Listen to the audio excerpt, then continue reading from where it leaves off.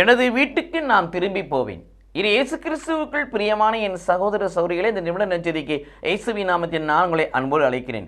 எனது வீட்டுக்கு திரும்பி போவேன். இன்னும் ஆழமாய் சொல்ல வேண்டும் சொன்னால், நான் விட்டு வந்த எனது வீட்டுக்கு நான் திரும்பி போவேன். யார் சொன்னது? தீய ஆவி சொல்லுகிறது. ஆண்டவர் ஒரு மகனிடத்திலிருந்து அந்த தீய ஆவியை விரட்டி விடுகிறார். அது உலகம் ஃபுல்லாக திரிஞ்சு அலையுது, எங்கேயுமே இடம் கிடைக்கல. அப்போ என்ன சொல்லுது? நான் மறுபடியும் நான் எந்த வீட்டில் இருந்தேனோ அந்த வீட்டுக்கே போவேன்னு சொல்லுகிறது. அப்படி வருகின்ற தீயாவி மீண்டும் நம்மிடத்தில் குடியிருக்கக்கூடிய சூழ்நிலை எப்போ உருவாகினாங்க?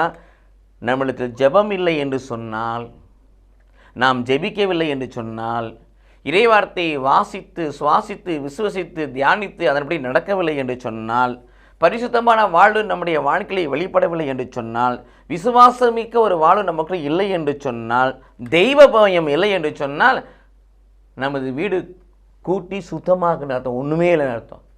அப்படி கூட்டி சுத்தமாக இருக்குன்னா என்ன அர்த்தம்னாக்கா, ஒன்றுமே இல்லை, ஜெபம் இல்லை, வார்த்தை இல்லை, பரிசுத்தம் இல்லை, நம்பிக்கை இல்லை, விசுவாசம் இல்லை, தெய்வ பயம் இல்லை, நான் தங்குவதற்கான எல்லா சூழ்நிலையும் இருக்குன்னு சொல்லி இந்த பிசாசு வந்து தங்கிடும். இது இயேசு கிறிஸ்துவுக்குள் பிரியமானவர்களே, தீமைகள் நம்மில் குடிகொள்ளாதபடி, அந்தகாரங்கள் நம்மை நெருங்காதபடி, தீய ஆவிகள் நம்மை சூழாதபடி, பேய்கள் நம்மை பலவீனப்படுத்தாதபடி வாழ வேண்டும் என்று சொன்னால், அவற்றை நாம் மேற்கொள்ள வேண்டும் என்று சொன்னால், பிரியமானவர்களே, ஜெபமும் வார்த்தையும் பரிசுத்தமும் நம்பிக்கையும் விசுவாசமும் தெய்வ பயம் மிக்கவர்களாய் வாழ்வோம், அதிலே வளருவோம். கடவுள் நம்மை ஆசீர்வதிப்பாராக. ஆமேன்.